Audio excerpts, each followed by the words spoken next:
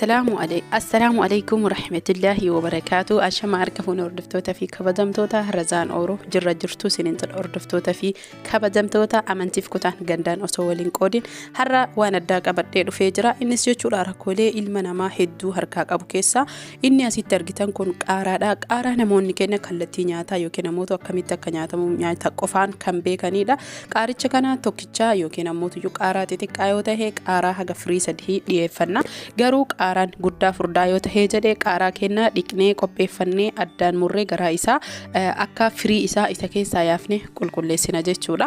Asirratti kan isinitti himuu qabuu fi isiniin jechuu qabu rifeensa kennaaf qaaraan hedduu saffisan akka dheeratuu fi akkasuma akka fuuldura isaatiin gara duubaa deemee molaa'ee sammalee jechuudha kan hedduu ciccituu fi buqqa'u waa hedduuf laafinsaafillee wantoota hedduu of keessa qabata. Wanni har'a qabadhee dhufe kun bu'a qabeessa kan tahee fi akkasuma ammoo tuyyuu hedduu kan isin barbaachisu daa'ima xiqqaa guddaa osoo hin jedhine garuu akkaataa hojii isaa ammoo tuyyuu qaaricha firii isaa keessaa baasnee qulqulleessine haala salphaa taheen jechuudha. Dibata bareedaa tahee dhadhaas itti dabalaa dhadhaanis nu barbaachisa.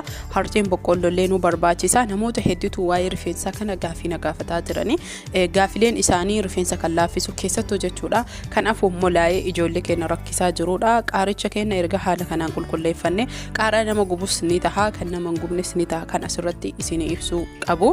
Maaliif jennaaniin namoonni keessattuu biyyaan baa jiranii qaaraa nama hin gubne waan nama hin gubne san irra caalaa argatan malee kan nama gubuu miti.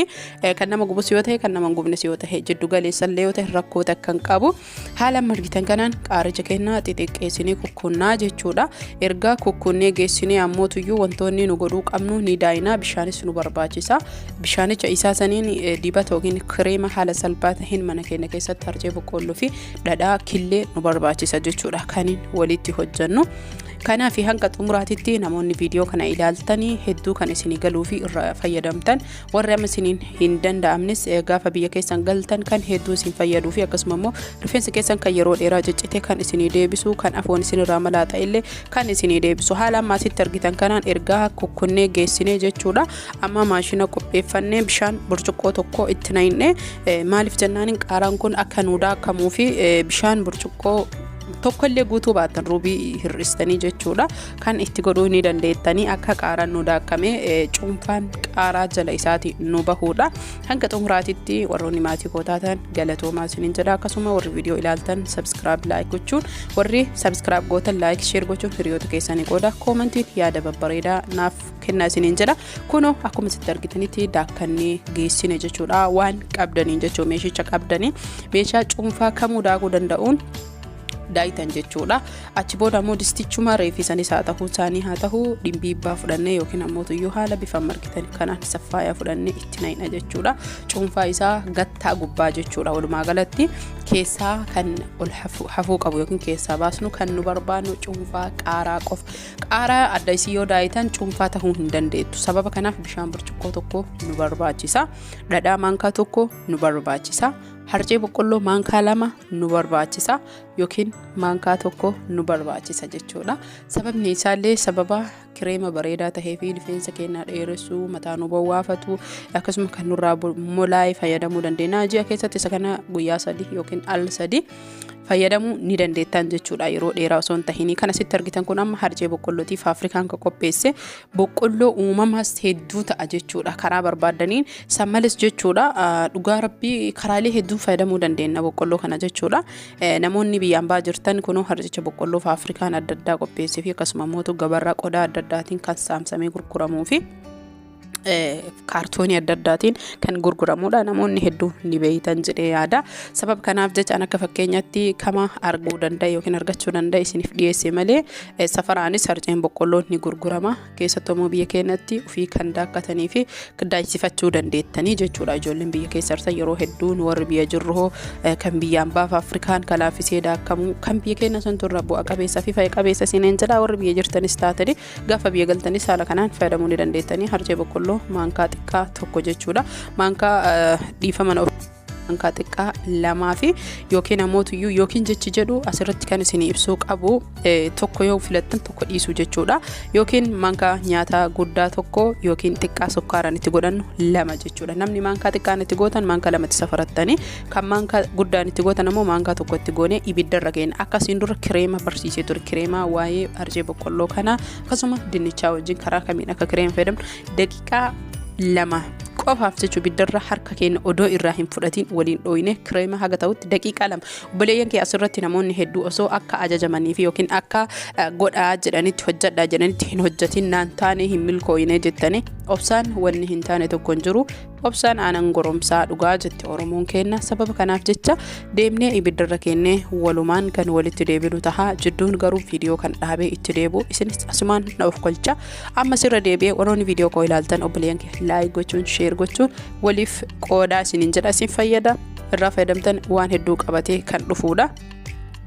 Hanga amma erga ho'isannee geeffannee jechuudha. Haalaan margitan kanaan akkana tahee jira. Inni xiqqoo akka kireemaa tahee jira. Dhadhaa nu barbaachisa. Dhadhaa namoonni biyyaan baa jirtan rakkoon nama kennaa fiiganii biyya galan yaadan. Dhadhaa yoo jedhan dhadhaa biyya dhadhaan akkaataa hedduu fi akkasuma mootuyyuu biyyoota arabaa keessa warri jirtan zibdaa jedhamee gurgurama. Dhadhaa hin jedhamu siniin jechuu barbaade zibdaa jedhama. Zibdaan biyya barbaadan ka barbaadan jechuudha. Ka biyya keenya ka horii malee dhadhaan jiruumi garuu biyyoota arabaa keessa barbaadde ka re'ee, barbaadde ka gaalaa, barbaadde ka sa'a, barbaadde ka sa'a barbaadde jechuudha. Akkamitti himare sa'a bashaa feete, limaati feete, faranjii feete, arabaa feete, ajabaa feete haala kanaan argattanii zibdaa jedhama. Gabaabamatti zibdicha keessan maankaa 2 yookiin maankaa 1 itti godhattanii killee tokko isin barbaachisa. Killeen nu barbaachisu killee boora isa keessaa yookiin ammoo keelloo isa keessaa san jechuudha.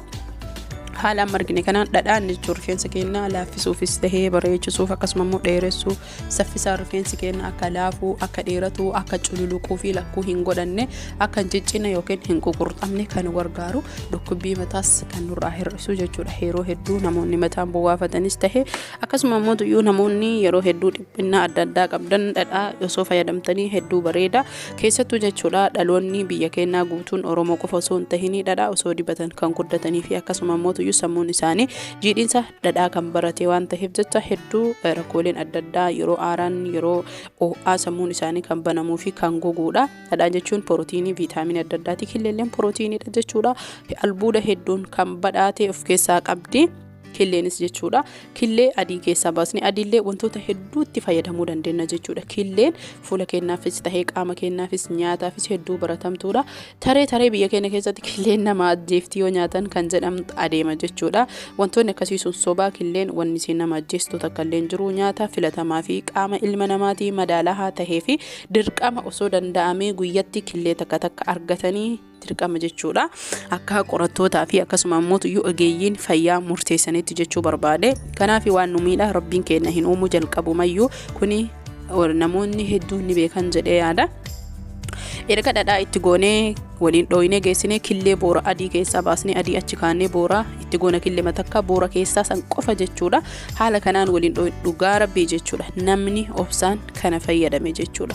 Obsaan aanan goromsaa dhugaa jedhanii mitiire namni obsaan dibata kana fayyadame yookiin kireemicha kana fayyadame hedduu rifeensi isaa kan laafuu kan bareeduu fi ciccitiinsa kadhaabu kana jechuun guyyaa 2 qofa fayyadama. Guyyaa 2 isinirraa dhaabaa jechuu kiyyaa miti. Itti fuftanii yoo xiqqaate haga ji'a fayyadamtanii yoo barbaadan guyyaa 10 dibattanii har'a dibattee guyyaa 10 har'aa dibatta barbaade 7 har'aatti deebitee dibatta guyyaa 7 illee rakkoon qabu siin jedha. Ammoo asirratti kan si himuu qabu waan guyyaa 2 yookiin ammoo guyyaa 7 har'aa dibattu har'uma hojjattee addaan qoodattee firiijii kaa'uu ni dandeetta jechuudha. Waan qadaada qabu yookiin ammoo cufaa qabutti cuftee saamsitee qodaa kan kee firiijii keessa warroonni biyya ho'aa jirtan firiijii keessa kaa'achuu ni dandeettanii. Haaluma kanaan obboleeyyan kiyya guutuun keessanuyyuu itti fayyadama. Horaa bulaa fayyaan faa subscribe like share nagahat